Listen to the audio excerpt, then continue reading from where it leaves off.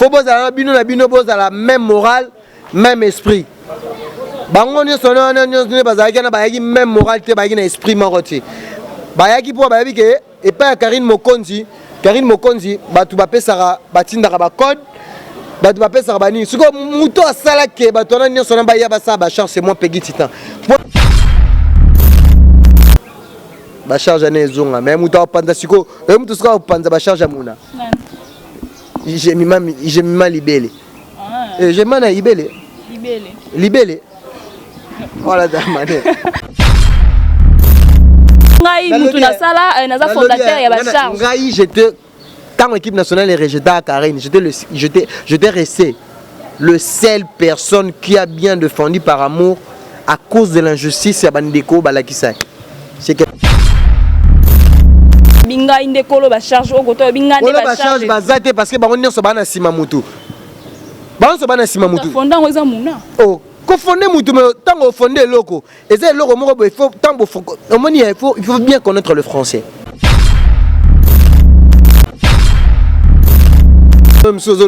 Myriam si le loko o lukana vina ote ozana bana soki 21 o lukaka vina ote mwana batamuke Karine Mokonzi mwana mukie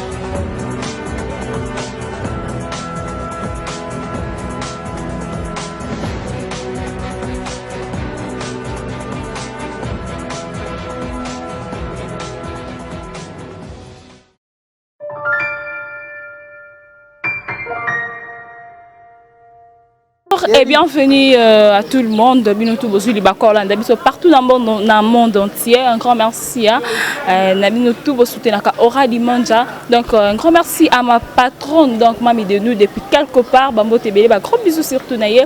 Pourquoi pas dire aussi un grand merci à Christian Kenzo. Ora Dimanja, beau s'abonner à ma référence TV. Beau à jamais dessus. Là je vois Pati Makassi garçon de Paris. Pourquoi pas Hervé Ekofo depuis Afrique du Sud, là c'est mon tonton, Patrick Makungu, Binotou, Ora Dimanja, vous s'abonner vraiment. Donc sur la boîte qui est donc je suis pas seule, je suis là avec Peggy Titan. Tu es ma solo, Randenge Zalara. Tu es solo là, Peggy Titan.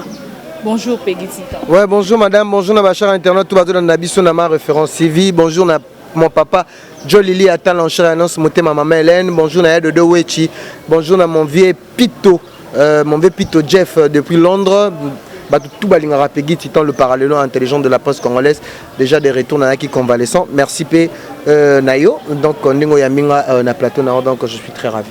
Bonne santé, confinement chez eux les canets. Ouais, on a un taux de convalescence, on a belagi va bomanga internet. Ouais, na kufa. Donc on a kufa mais Nzambe Dieu est bon parce que na sala pe batuma bete. Dieu est bon aujourd'hui Peggy Titan une nouvelle vie parce que na muto na sala batuma bete ba maman autorité la Chine ba nyonso ba samba na ko sambela pona ngai pe en ici que na ngamoko na banevement que non na na besoin que non nabika lona te malolo so na telemi na zongi bonne santé merci na Nzambe pe merci na bato tout ba soutenir ngai tant na zaki malade. Peggy Titan, selon l'actualité, selon ma ramdeng sur les canaux internet, charge panzani. Yo zala qui une équipe nationale. Tant que yaya na bango tout ya ba charge, tant que yo yaya na bango. Conseil ni au coopé ça bango tant au monde lelo charge panzani basé ensemble était na bonne basé sur même morale. C'est manque d'amour. Bazaki na profit, puis en plus bazaki na intérêt bazaki na ngo et pas à Karine Mokonzi. Babi ya kuku ebimaka na poids c'est un monique parce que il faut avoir l'amour du prochain. Quand vous avez les structures, vous avez les groupes pour soutenir quelque chose. Faut que vous avez la même morale, même esprit. Bango nyonso bazaki même morale te bazaki na esprit maroté. Bayaki pour babi ke et pas Karine Mokonzi bato bapesaka batindaka ba code bato bapesaka banini sikoyo moto asalaki bato wana nyonso na baya basala bacharge c'est moi Peggy Titan mpona bamona elembo ya bafana ya Karine bandosala epa na nga bango te mo baka motema dukuduku bakokaka te parce que bajournaliste ya internet ebele na bacaméraman baa bato lokoso baa lokoso obi nga na utano nga na chez biso non nga na utano na via bien nga utano na famille bien nga lelo na lobby nga na internet na tangela ngona en classe. Moi je suis licencié en communication sociale na sala journalisme à l'IFASIC na sala en plus formation na leka na ba stage professionnel na nga na sala ngona ba chaîne télévisée na Kinshasa soit na ngai net na minute na statut civil. Mais na miso ke nga na banda TV na âge ya 26 ans. Na bandi TV. On comprend, na bandi TV. Et ta profession nga na robo ya ngote. Na minute so nga na matriculé amso quelque part na ministère moyo oyeba. Oyeba. Et date que non son unité. Ba parents nga baza ba parents nga. Mais na âge nga jamais na ko se dépendre na bango. Nga mo funa za responsable. Na poni boulot nga il y a internet nazo 50 nazo 100 eza tuer nanga eza ki motoki nanga moi mobile et belé ba na ma famille il faut avoir recommandation à famille à quelle place tel boeba chena musala non ngai pe aujourd'hui je vais réjouir na profession ngai oyo mes parents ba bimisa mbongo ya classe profession nanga eza musala on a salaka eza chronique donc c'est un peu ça. Mais Peggy Titan binumo yo koto lobi que non eza manque d'amour ba misusu ba lobi que yo bi que non eza manque d'amour eza manque d'amour eza na profit eza na gentillesse likolambe boya na pas Karine Mokonzi bon ba pas Karine Mokonzi na bolingo vraiment certainement yo on soutient pas ba bi que Karine a beaucoup de personnes. Moi je parle avec des gens au bas soutenir Karine tu peux pas imaginer. Mais qu'est-ce oh moi nga déjà bozala na bango ba koto na koto o ngai mutu na sala na za fondateur ya ba charge ngai j'étais quand l'équipe nationale est rejetée à Karine j'étais resté le seul personne qui a bien défendu par amour à cause de l'injustice ya bandeko balakisa. C'est quelque chose déjà au moni fondation là ça se voit parce qu'on a ya za fondateur ya ba charge na lobby na bénéficier na ngopété. Parce que c'était quelque chose de l'amour. J'ai rien bénéficié. Bango ba bolamu, ils viennent ici pour na ko luka ba buzz, pour na ko finga bateau Karine otinda bango te. Nga ta na équipe nationale Karine. Finga ba janvier. Na lobby nga Karine na ta équipe nationale.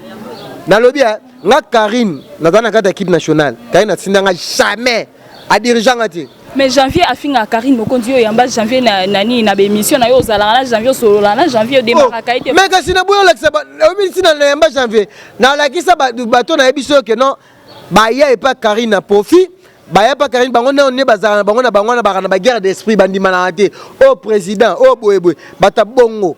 Boa batu mo boy boa bien te. Nga na yamba janvier pour lakisa bango ke hypocrisie na yamba janvier te ke non na bombe longi na nga. Na yamba janvier de kuta na totika na limite janvier déborda te nga na suka belo na loba je suis un vrai je fais ça parce que les ketchut si ba yamba et pas Frank Semai c'est parce que Gloro Langa longwa yebisanga siko Frank Semai bimana nini nga na sala yango mais aujourd'hui jusque là je suis aimé. Karine Mokonzi va pas me rejeter frères et sœurs. Yo sala no ka boulot ko yamba janvier ezaki ka sala. Ezaki non Alexis Karine que non au moni yo boulot c'est comme si sori o sona ennemi Karine te o boulot c'est comme si que non olingi Karine ko le kabatu nyonso. Tandis que yo za pona Karine pona profit yo na lo le nom de Karine Mokonzi za kombo o sala ngo commerce. Boti ka pe baleki ne ba bénéficier non. Parce que conseil nous opesa na baninga na o ba panzani o koto binga inde kolo ba charge o koto binga ne ba charge bazate parce que bango nyonso bana sima mutu. Banso bana sima mutu. Fondant oza muna. Oh, ko fonder mutu mais tango fonder loko. Et c'est loko moko il faut tango il faut bien connaître le français. Quand on dit que non on soutient quelqu'un. Soutenir quelqu'un déjà, ça veut dire que non le nom de quelqu'un qui est devant votre organisation. Tu peux être fondateur ou pas. Ça représente quoi? Parce que vous êtes en train de défendre quelqu'un de défendre Moutou, vous devez défendre Moutou. Moutou des années. Moutou n'est pas le chef Nabino Moutou. Elle est fondateur Nabino. Elle est secrétaire. C'est elle plutôt qui vous représente.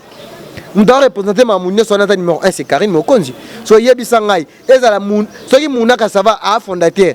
fondateur à charge on va le bara bit na mangozani mais il est fondateur pourquoi le ba pota na bit na bango ya fondateur na eza nini boyo kana été likolo $100 pour kaya boyo kana été yo sala oh boyo ba bonjour maman boyo to ba oh maman ngana au hôpital na hôpital mo nga ba poster photo na nga pa ba singa aide yebi na ba poster na bien ngana au hôpital mais si en hôpital kuna na yo ki ba pesa nga ni ozini hôpital azali depuis nini bana bazolela grippe électrogène bazo filmer zini o boye ngai te bani ba to timeli bango pona nini ngai na beli awa batu ozolo bana nga na zana bango na liaka na bango bayoki babeti kara surtout muna kutu ne muna aboyi même ko ya otalanga muta ya otalanga keli ata ko benga na téléphone lukata numéro na nga peki tita aleka na ba émission ba vrais amis na tanga passe ngaku na nga logo te na nga nzete moya okauka e bongo nzeta mobesu Karine o baliaka na sima kombo na ye en tout cas Peggy Titan ce kota la lelo ndenge mambongo zo kumbla kota la ya Myriam Mokondi avec ya Myriam Mokondi avec une fille une consoeur de mère Mokondi omoni subato msozoloba Myriam ti lelo o lukana o vina ote ozana bana soki 21 o lukaka vina ote mwana batamuke Karine Mokondi mwana mukie afingete balobi boya Karine ndima na ye Karine aboya ko limiter aboya ko déborder au même muto asunga o poto misike ngati lelo nena za bongo na loba ngona contre Karine te na pe pour Karine te Karine fois suka nika na ba limite place suka mais tantino ana Myriam wete comme na vrai non na a comme déborder au mani poto misike o mani ba fena so abe kanto ba kufa na miki ba te bele ba dayaka bongo poto ya ba bisa Karine Mokondi fozwa ozo comprendre to boité Toki Myriam alobaki asunga Karine c'est bon. A garder bande nae. Siko tilelo. Yazala akana simara marambo Karine poani. Aluka déjà baise ba yebiye ya basta Myriam. Ba fulae. Siko tilelo kama mamango yena Karine continue bazaka bambanda. Biso toyeba puis am suyo koyeba po yozala plus na Karine Mokondi alobika que non Karine faut avant sa maman na ye pas na ye voilà. Na lobi ngana na parité na Kinshasa me batanga ko afan sanani. Azwa mama na ye avandisa ye na ndaku na ye ozomona eloko bato ozomona eloko nazoboya mwana wana soki wana ipenda wana so abibi azofinga général Mokonzi susu bino ezaka ke bamama bato bavi privé bato ezaka bamama bato quelle éducation ya mutu auti na famille restreinte là où il y a composé de père et de mère jamais peut faire ces trucs ya faut zara mwana makangu pona oyebwe na télévision otangi koma mama muninga et insensé. C'est un bon donc Karine Mokonzi Karine maman na comme poto liboso maman na Karine na ba yaya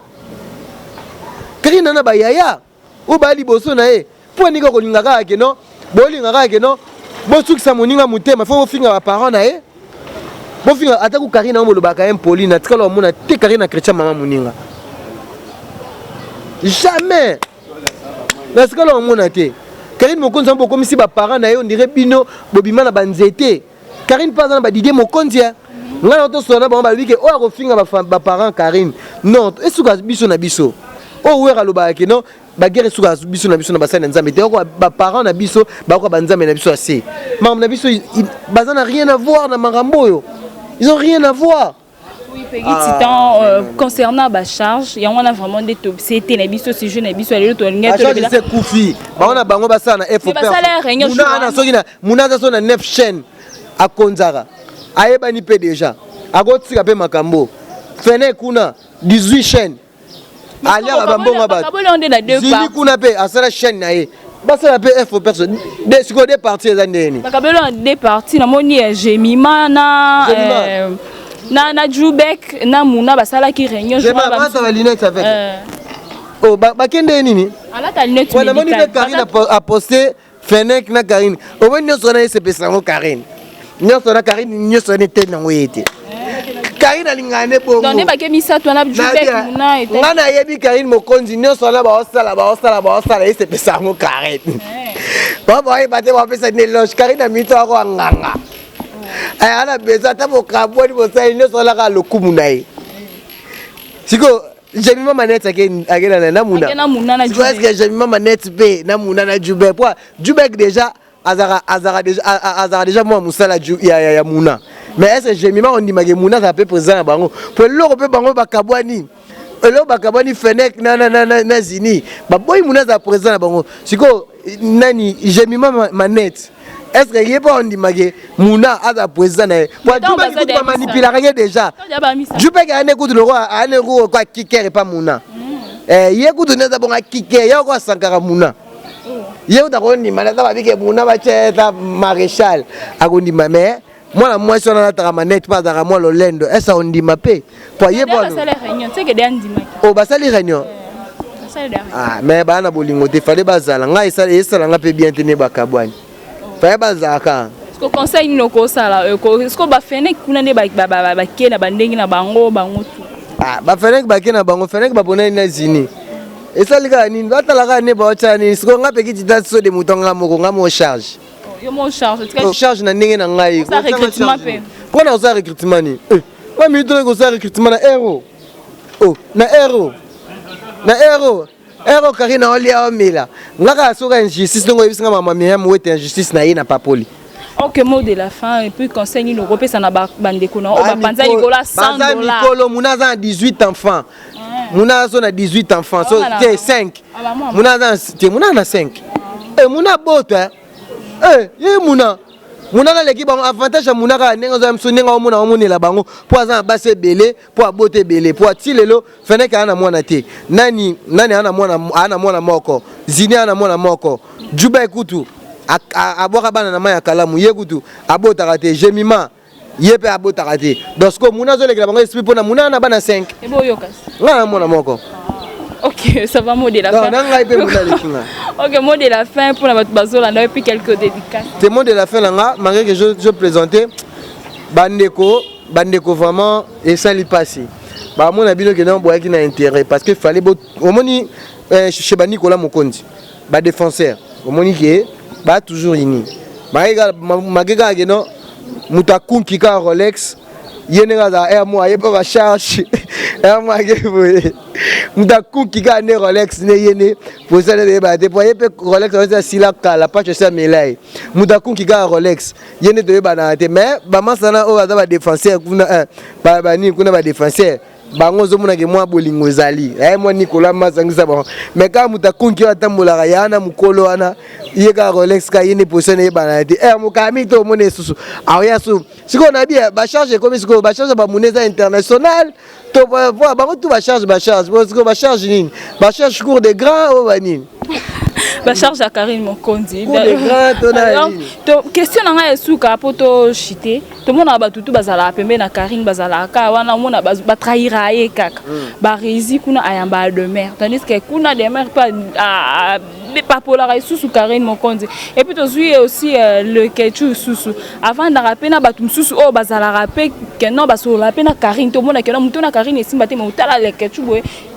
na mutwana non mabene ko sale la hypocrisie so sale l'hypocrisie c'est bien so bana relation na bango amitié na bango bazana Karine moi j'en conviens pas mais là on est au sala mabe o ngana loba pourquoi bango bakoyi ko dépasser ba limite ba finga papa ou ya Karine général Mokondi c'est que Karine nous ta permettre bango pa ba résine ngaza bongo ane double sexe ane moi mobali ko ngate c'est normal bango ba bango camarade ba jeune fille parce que muto aza normal oh yebi que nos camarades na Karine postara yo jamais tango yami muto na te finga Karine yemoko Karine amuta beza amuta internet ko finga papa te pour papa wana boti bana ba intellectuel ba dide Mokonzi bazana bana courage a lobango te siko nga mikolo kaka boya manga na émission bato ne so ba finga ngaku na tama mwa Karine te na tanga ba komba ba dide Mokonzi ba gi Mokonzi siko lelo papa Karine na finga na pona Karine aka yemo te batane Mokonzi bali ngana lobela ngo maboye Karine lelo papa nazo finga mapona yo ngana lobango na banga te. OK, merci ba dédicace na yo to kabwana déjà. Ba dédicace na ngana mon vieux Pito depuis Londres, mon vieux Pito Jeff, papa nanga Pito Jeff, jo lili ata en charre annonce, ba tutu balinga nga madame Nabino ma référence TV comme nerane. Linda, Madame Linda. Madame Linda peut départ la kanga si l'autre site on a confinement à Madame Linda. Madame Nabisa Sololana. Yebisa Madame Linda na pesi mbote.